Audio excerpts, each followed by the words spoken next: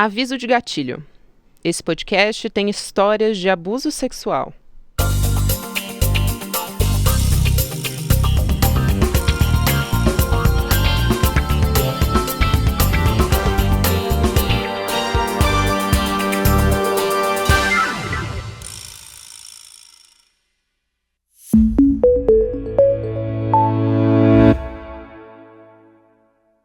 Olá, seja muito bem-vindo, seja muito bem-vinda. Eu sou a Gabriela Varela e esse é o videocast em detalhes.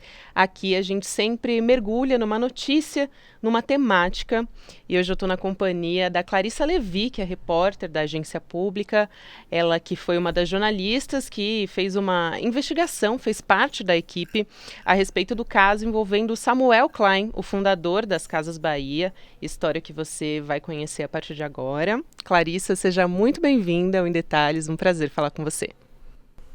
Oi, Gabriela. Oi para todo mundo aí que está nos vendo, nos ouvindo. Muito bom estar aqui. Bom, eu quero começar essa conversa te perguntando quem foi o Samuel Klein e como que ele criou esse esquema, como que foi para manter esses abusos sexuais, né? Esse esquema de exploração contra crianças e adolescentes. Joia, vamos lá. Então, Gabriela, só para começo de conversa, assim, o Samuel Klein ele é um imigrante polonês que vem para o Brasil no século passado, aí num contexto de fuga da Segunda Guerra Mundial. Samuel Klein é um judeu que teve a família, inclusive, morta em campos de concentração. Chega ao Brasil, vem ali para... Depois acaba desembocando perto ali de São Paulo, no ABC Paulista, e é um mascate, uma pessoa que trabalha vendendo várias mercadorias, a princípio, primeiro coisas assim, roupa de cama e banho, e aí, enfim, vai empreendendo ali nesse comércio de itens para casa, compra uma loja chamada Casas Bahia, e aí transforma essa loja numa rede enorme de varejo, né, uma das maiores redes de varejo do país, as Casas Bahia. Bom, esse é o Samuel Klein. Essa é a história que todo mundo conhece do Samuel Klein, né? Um grande empresário brasileiro que surgiu, enfim, que vendia as coisas ali puxando um carrinho de porta em porta, depois foi crescendo, que criou o sistema de crediário e lojas que atendiam classe C e D, no momento que o varejo não atendia essas pessoas. Esse grande empresário, né? Essa é a Aquela história que todo famosa mundo... história de superação, né? O self-made man, né? Ali. Essa é a história que todo mundo conhece do Samuel Klein. A história que pouca gente, por enquanto, ainda conhece é a história que a gente investigou por uns 5 meses aqui na agência pública, que é a história do Samuel Klein, que é acusado por dezenas de mulheres por manter uma rede de exploração sexual de meninas e adolescentes que envolvia violência sexual e exploração sexual infantil em diversos locais, mas também dentro da sede das Casas Bahia, né? Então, o que a gente apurou, a partir primeiro de processos judiciais, depois de conversas com mais de 30 fontes entre mulheres, ex-funcionários da empresa, ex-funcionários da família, é que por ao menos 30 anos, isso é o que a gente consegue cravar, né? 3 décadas, Samuel Klein teria recebido meninas e mulheres em suas casas de veraneio, dentro da sede da empresa, e submetido elas a abusos sexuais, né? O esquema que é denunciado do Samuel Klein é um esquema que envolve atrair meninas, preferencialmente meninas menores de idade, preferencialmente meninas adolescentes ou até crianças, criar com elas ali uma situação hierárquica de poder, submetê-las a abusos sexuais e depois dar recompensas, né? O que configura, então, o que a gente chama de exploração sexual. E aí, no caso do Samuel Klein, são denúncias, inclusive, de esquemas de exploração sexual infantil, né? Então, para começo de conversa, esse é o resumo. Qual era a média de idade quando você diz crianças? A gente fica bastante chocado, né, Clarissa, perdão. Mas para as pessoas terem uma ideia, eu queria te pedir alguns exemplos, né, de alguns casos que talvez tenham te deixado mais chocada durante a apuração, que tenham te marcado mais. Certo. Tem um caso, que é o caso, inclusive, que a gente narra na abertura da primeira reportagem, que a gente fez denunciando pela primeira vez na imprensa essas denúncias contra o Samuel Klein, que é o caso de uma mulher, hoje em dia, na época criança, que se chama Karina.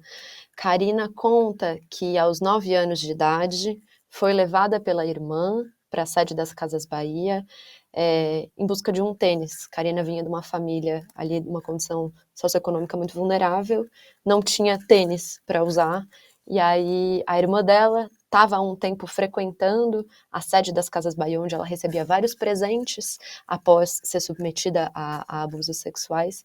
E aí Karina vai um pouco em busca desse tênis, levada pela irmã até a sede da empresa, e segundo um relato de Karina, ela até conta que a irmã havia avisado, olha, pode ser que ele queira te dar um beijinho, mas quando ela chega, Samuel já, inclusive, passa a mão nela, e já comete ali um assédio muito direto, um abuso. E aí, essa é uma história que eu acho bastante emblemática, não são todas as vítimas que têm ali 9 anos, 10 anos, 12 anos, há uma diversidade de idades nesse processo, inclusive, porque é um esquema que durou 30 anos, a gente investigou parte desse esquema, né, a gente conseguiu chegar em parte dessas mulheres, e eram muitas mulheres, então tinham sim mulheres maiores de idade, tinham mulheres menores de idade, mas o que se repete em todos os casos é que a intenção era que sempre se parecessem menininhas. Então, quando às vezes era uma menina de 17 anos, ela tinha que parecer mais infantilizada.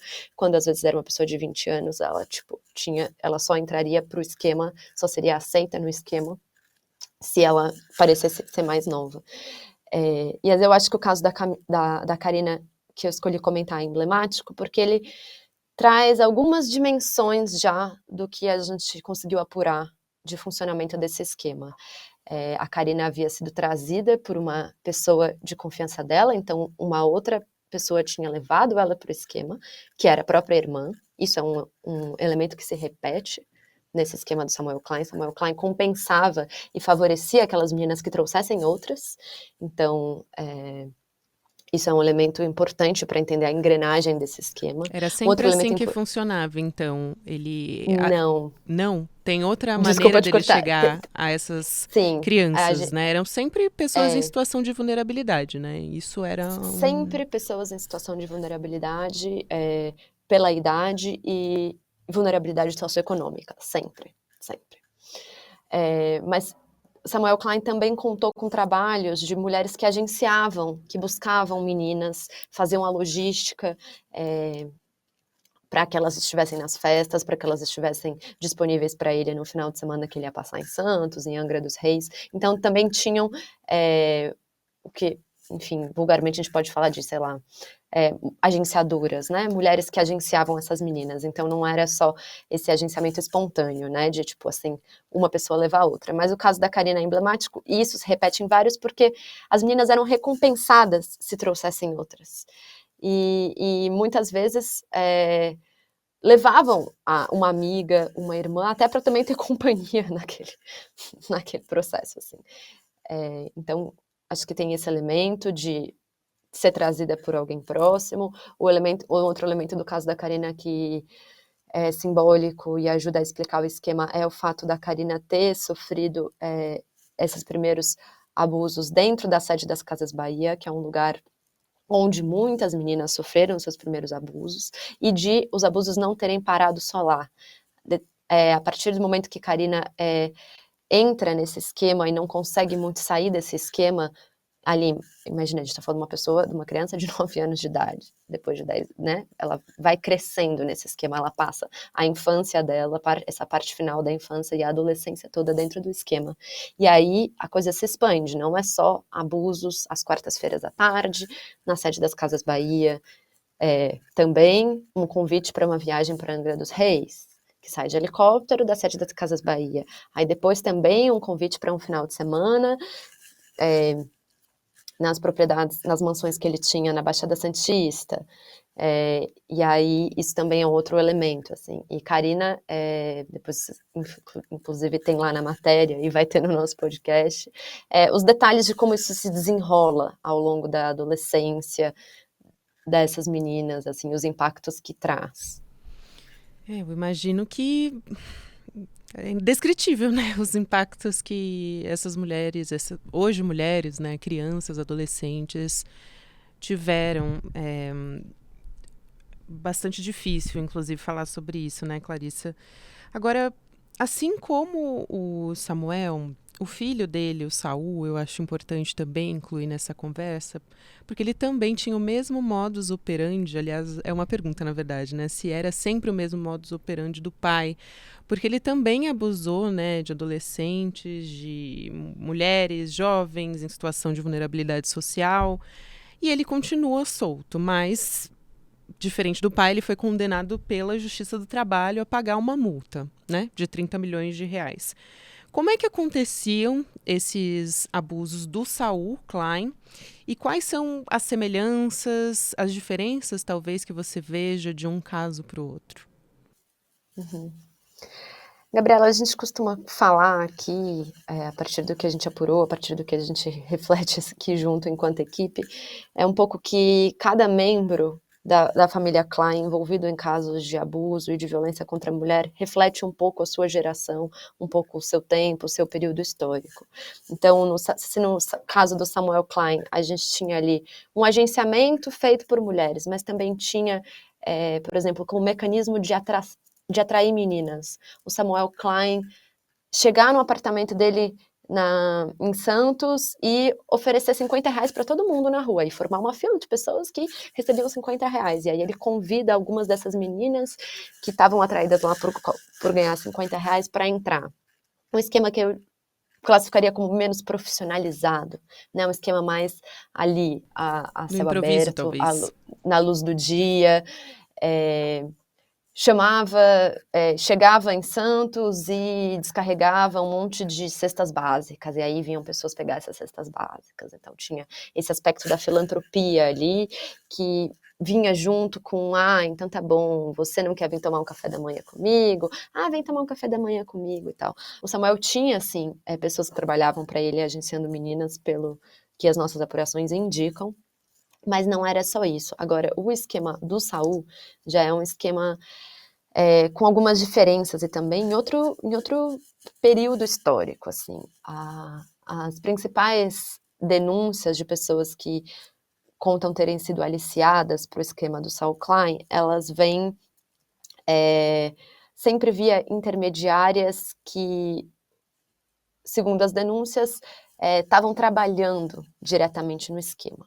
Então, assim, meninas que estavam em busca de, por exemplo, uma carreira de modelo, ou de fazer freelas ali para marcas e tal, que estavam de alguma maneira inseridas ali nesse universo ali um pouco de modelo.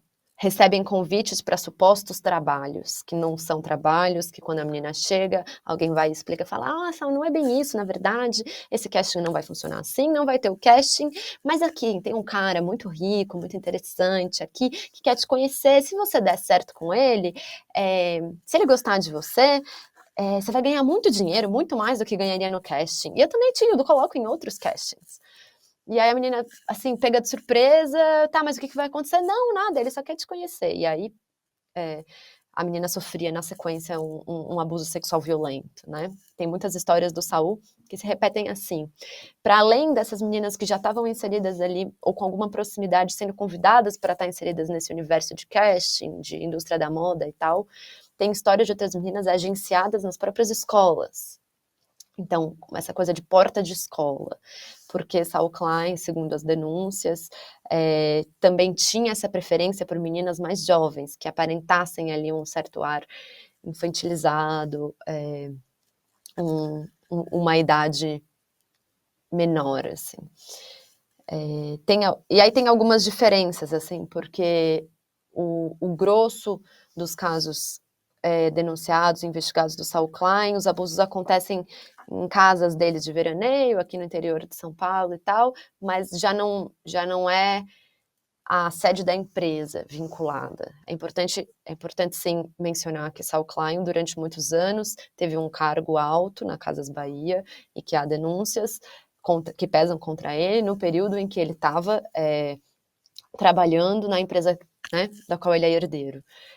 Mas no caso do Saul Klein, as nossas investigações não apontam uma utilização direta da estrutura da empresa, da logística da empresa, para esses abusos e essas violências, que no caso do Samuel é muito diferente, né? São a sede da empresa, é o helicóptero da empresa, são os produtos da empresa dados para essas meninas como alguma forma de estratégia para mantê-las dependentes financeiramente do esquema. Então, tem um pouco essas diferenças.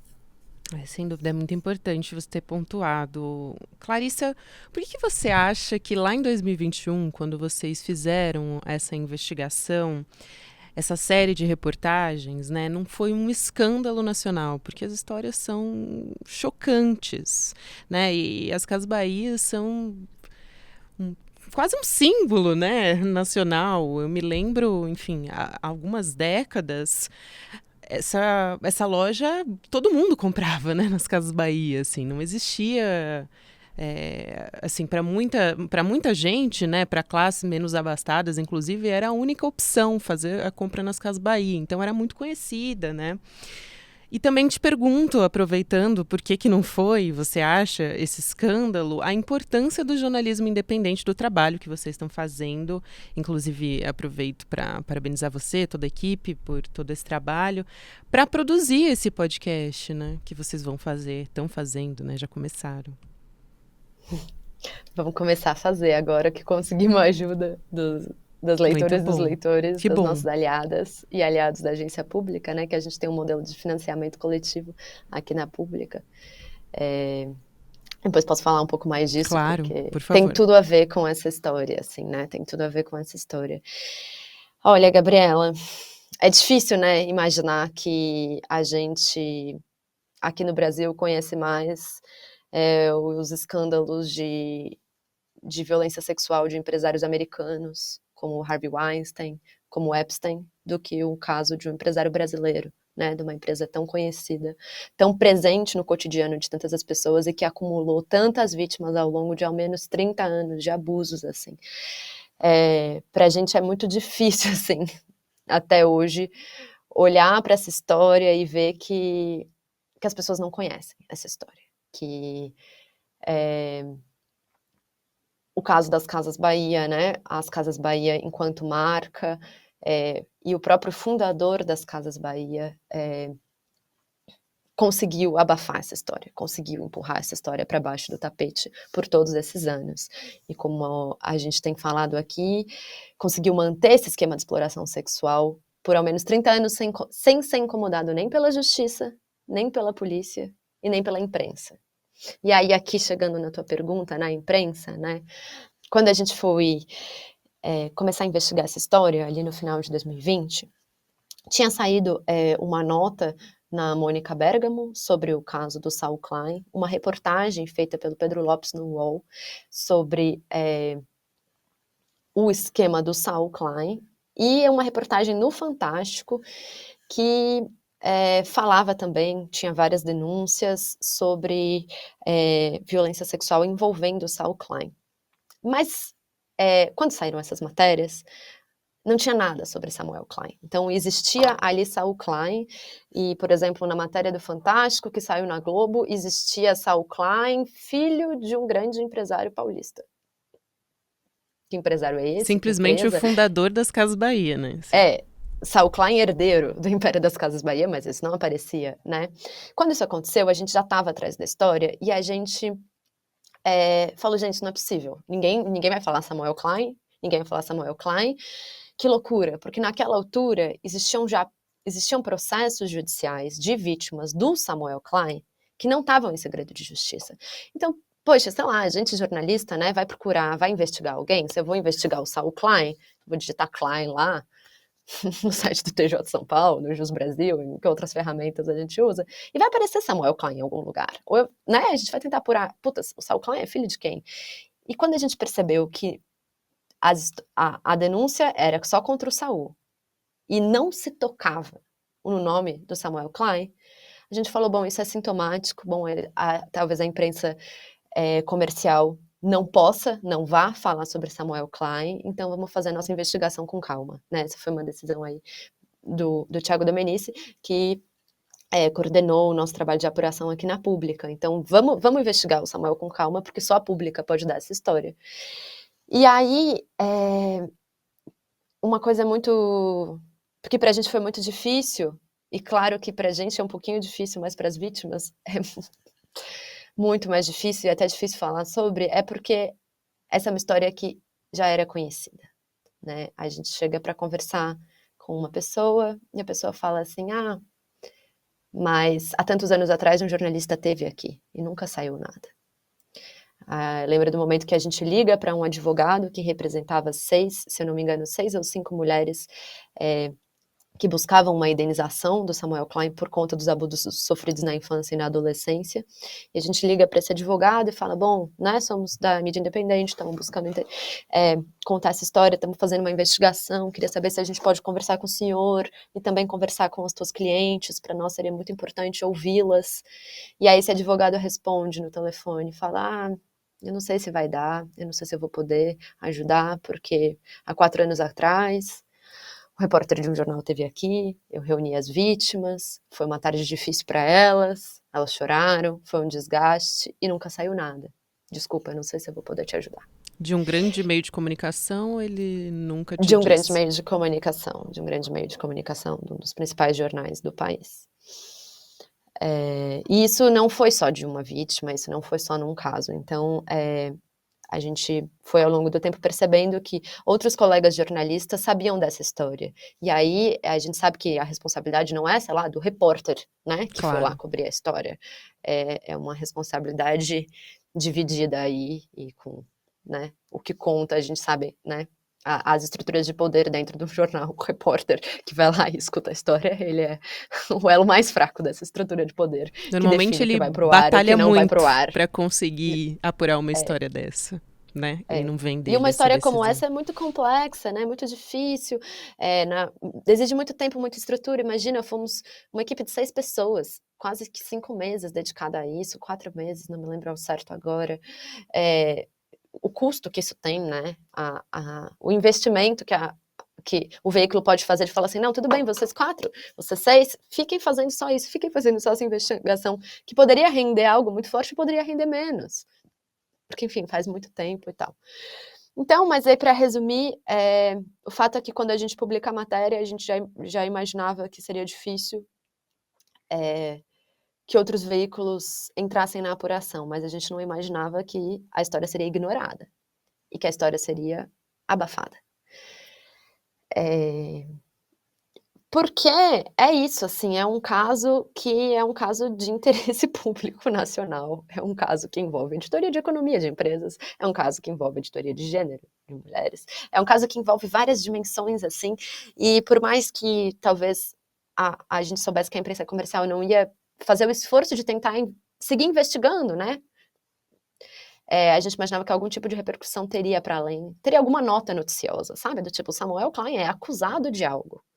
Porque se a gente for pegar, abrir, por exemplo, agora o estado de São Paulo, a gente vai ver que tem mais de 12 matérias repercutindo o caso do Epstein nos Estados Unidos. Quem é o Epstein? Tipo, a importância do Epstein para os leitores brasileiros. O Samuel Klein não interessa para os leitores brasileiros, né? A Casas Bahia, uma empresa gigante de varejo envolvida em denúncias, em acusações, né? Numa investigação sendo citada por um site, numa investigação que indica que abusos sexuais teriam sido cometidos usando a estrutura da empresa por anos. Não interessa, né?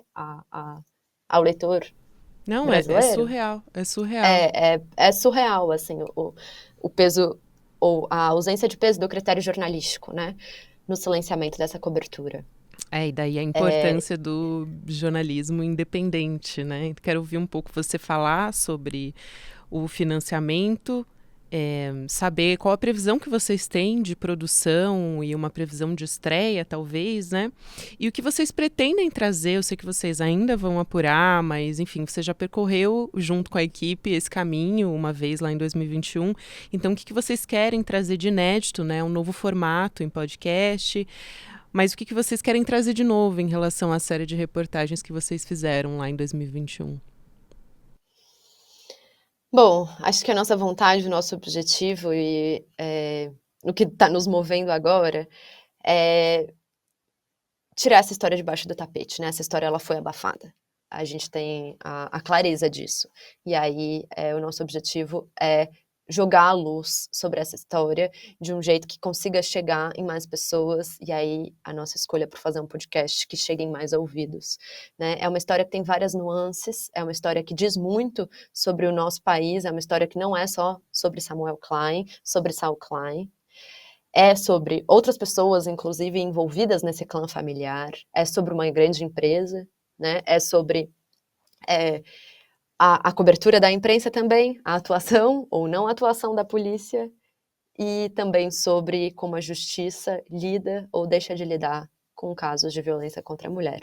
E, sobretudo, acho que é uma história também sobre quais sujeitos podem ser vítimas de violação no nosso país e não serem reparados jamais, seguirem sendo vítimas e injustiçados. Eu acho que tem um elemento muito forte dessa história que a gente quer trazer no podcast, muito importante, que é mostrar que, tudo bem, essa história foi abafada na imprensa, tudo bem, essa história foi abafada na polícia, tudo bem, essa história nunca andou na justiça.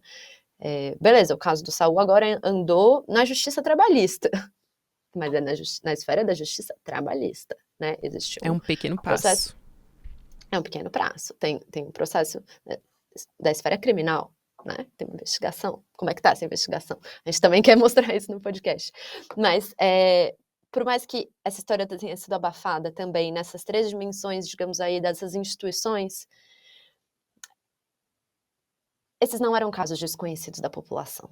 As pessoas que viviam no entorno da sede das Casas Bahia, quem trabalhava na sede das Casas Bahia, via as meninas subindo para o escritório do Samuel rotineiramente. Imagino que nas casas de veraneio também, né? Movimentações, suspeitas. Eu acho que tem um elemento um exemplo que eu posso dar, que também nos move na vontade de fazer esse podcast ganhar corpo e fazer ele chegar em mais ouvidos, que é uma história do Samuel Klein, que é o seguinte: ele tinha um apartamento na Ilha Porchat, que na época era um lugar super chique e tal, com prédios de luxo, apartamentos pé na areia. E Samuel Klein compra esse apartamento e começa a frequentá-lo de quintas a domingo, sempre atraindo meninas para irem visitá-lo, e, enfim, meninas que ele atraía para o esquema de exploração sexual. E uma das formas dele atrair essas meninas era que ele distribuía dinheiro na calçada do apartamento, e aí isso começou a gerar um fluxo de pessoas, que chegava quinta-feira, várias pessoas iam lá para ganhar esse dinheiro, enfim, né, uma vizinhança ali em vulnerabilidade socioeconômica. E, para além dessas pessoas que se juntavam, né, dessas pessoas pobres que se juntavam na frente desse prédio de luxo, tinham também as meninas que subiam no apartamento dele e que também eram meninas empobrecidas e que lotavam os elevadores, subindo rotineiramente para o apartamento do Samuel Klein. Isso a gente apurou. E aí, o que acontece nesse edifício?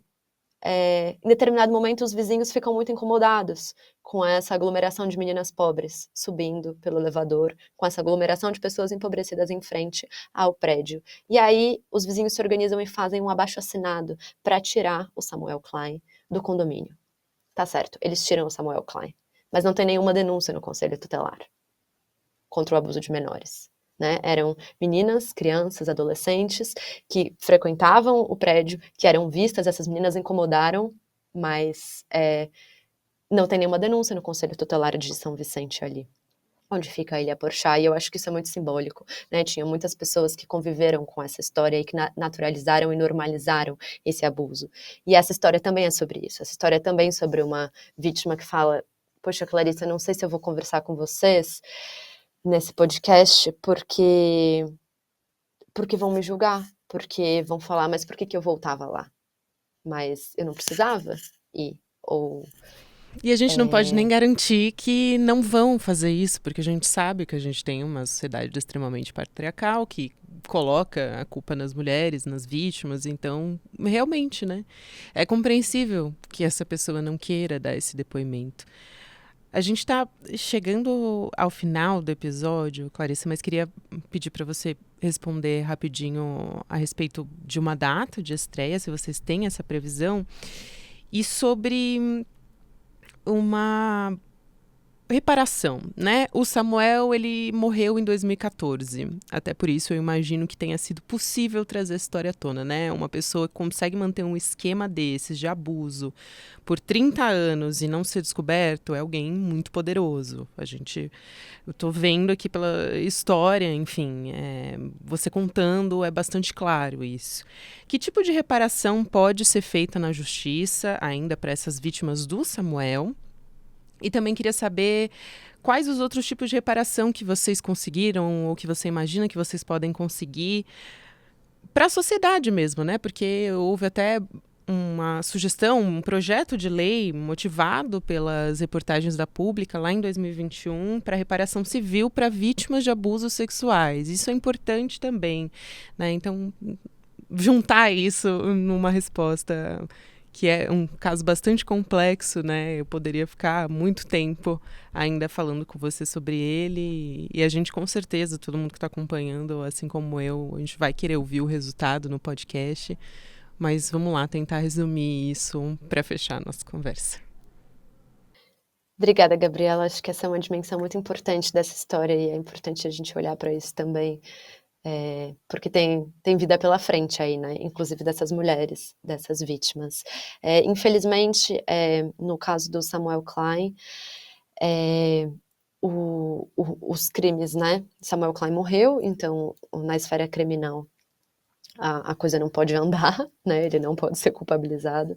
E na esfera civil, os processos que pedem indenização por ter sofrido os abusos, eles, em sua grande maioria, foram considerados prescritos. E aí, aqui a gente tem um elemento importante que tem a ver com o projeto de lei da Sâmia e com essa discussão jurídica, que eles são considerados prescritos não exatamente porque se passou muito tempo dos abusos, mas porque passou muito tempo desde que a pessoa sofreu o abuso e buscou a reparação na justiça. Então, você tem ali casos de meninas, por exemplo, que aos 14 anos sofrem esse abuso, que crescem, chegam à sua vida adulta e talvez lá perto dos seus 40 anos falam, nossa, eu estive sofrendo um abuso sexual. Nossa, eu passei 2 anos da minha vida imersa num esquema que era de exploração sexual. Eu não queria, eu não tinha poder de decidir se eu voltava lá ou não, porque eu era menor de idade. E aí essas pessoas percebem, elaboram sobre esses abusos sofridos já muitos anos depois. Então, quando elas buscam a justiça considera que a idade, o ano começou a contar ali a partir dos 18 anos e que a coisa está prescrita. Então, nenhuma delas teve reparação, nenhuma das vítimas do Samuel. Na justiça, não. Acho que existem outros caminhos para reparação, né? Inclusive, eu acho muito interessante a gente observar que existia um instituto chamado Instituto Samuel Klein, um instituto gerido por 2 netos do Samuel Klein, Natalie Klein e Rafael Klein, um instituto que inclusive investia dinheiro em ONGs e em iniciativas para a defesa da primeira infância. Esse instituto, depois que a gente publica a reportagem, ele é suspenso e retiram o nome Samuel Klein. É um instituto que gere parte dos fundos aí desse império empresarial. Então, uma coisa que se faz em outros países, né, nesse sentido da reparação, é também a iniciativa privada ou o terceiro setor exercer ou elaborar alguma via de reparação para algumas pessoas, para algumas vítimas e tal. Acho que a gente tem a dimensão da justiça, a gente tem a dimensão burocrática institucional, mas existem outras dimensões também da vida, né? E eu aqui gosto de pensar caminhos, enfim, acho que são muitos caminhos. A gente tem visto ao redor do mundo um aumento de casos de abusos cometidos por pessoas com grande poder sendo, enfim, revelados, né, muitas vezes pelo jornalismo profissional, e acho que se abre todo um universo aí de possibilidades de se pensar caminhos de reparação, assim, né, acho que há caminhos a se pensar. Claro que não é a gente do jornalismo que vai pensar esses caminhos, mas tem muita gente aí engajada em garantir direitos e garantir reparações, que acho que pode pensar esses caminhos. E eu acho que um dos sentidos que também essa história tem um sentido menor, mas que ainda assim existe, é um pouco a reparação de ter a história contada, né, de ter a voz ecoada, assim, e aqui na Pública a gente busca trabalhar nessa linha, porque é o nosso trabalho, né, eu acho que não está no lugar da reparação, mas está em algum lugar de legitimação dessas vozes que foram silenciadas ou que nem puderam ser escutadas, né? Muitas dessas meninas, às vezes tentaram denunciar ou não, ou nem se consideraram legítimas o suficiente para fazer a denúncia, e aqui no nosso trabalho na agência pública, a gente busca poder ecoar, dar vazão e amplificar essas vozes silenciadas, assim, vítimas de violações de direitos humanos. E aí, já fica aqui, né, um apelo, um pedido, gente, muito sincero, porque o nosso trabalho é um trabalho que não conta com financiamento de grandes empresas, que conta justamente com o apoio de pessoas que acreditam na importância, assim, de amplificar vozes pouco ouvidas na nossa sociedade, né? A gente tem um programa de contribuição financeira recorrente, que é o que nos ajuda a fazer projetos mais independentes, assim, projetos que a própria Pública pensa e viabiliza, e que tem liberdade total, assim.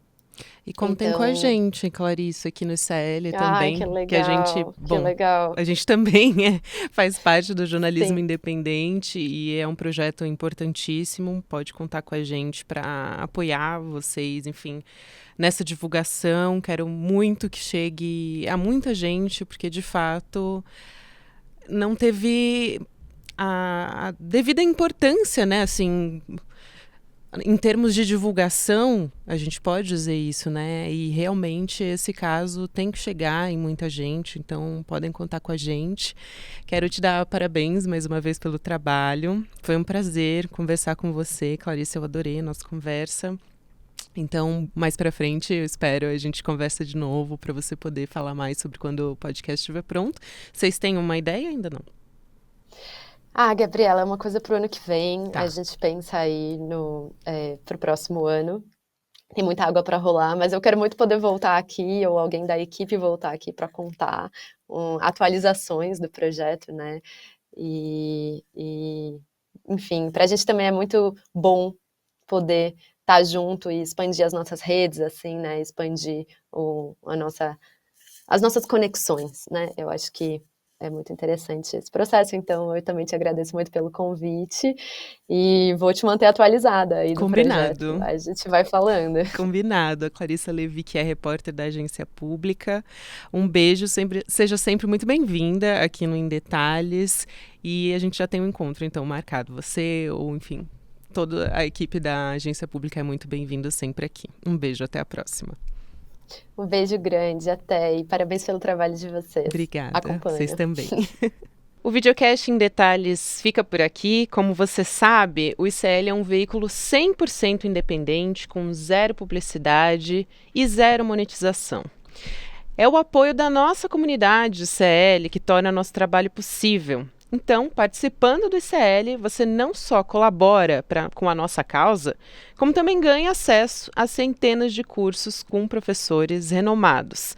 Nessa semana de independência, estamos também com vários bônus especiais para quem se inscrever, mas só valem até sexta-feira esses bônus, dia 8 de setembro, então você não pode perder tempo. E tem mais. Hoje, para quem ouve o podcast na segunda-feira, dia 4, às 8h30 da noite, os membros do ICL vão ter acesso a um debate entre Heloísa Vilela e o Eduardo Moreira. Eles vão conversar sobre a tentativa do presidente da Câmara, Arthur Lira, censurar veículos independentes, como o ICL, o Congresso em Foco e também a Agência Pública, em qual faz parte a Clarissa Levi, que a gente conversou agora. Então apoie o jornalismo independente, acesse icl.com.br e se inscreva.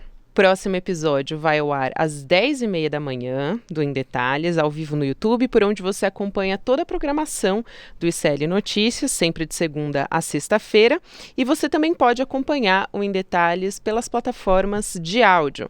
Para quem acompanha essa transmissão ao vivo no YouTube, você fica agora com o videocast Mercado e Investimentos, do André Campedelli e da Débora Maganha, e às 6h da noite eu volto com o ICL Notícias, segunda edição.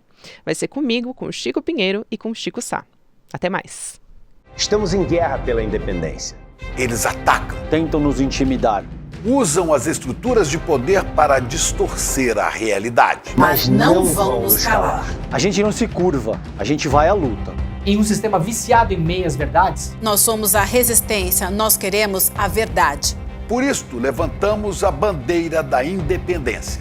Independência para fazer um jornalismo corajoso, para colocar o dedo na ferida, para denunciar os abusos e as injustiças. Somos independentes dos donos do capital, dos poderosos e das grandes corporações. Aqui é publicidade zero. Só assim honraremos o nosso compromisso com a denúncia. Com a liberdade total de opinião. Essa guerra não é fácil, é cruel, mas com seu apoio e luta, seremos cada vez mais fortes. Junte-se à nossa causa. Junte-se à nossa causa. Junte-se à nossa causa. Fortaleça o jornalismo verdadeiramente independente. Sendo membro do ICL.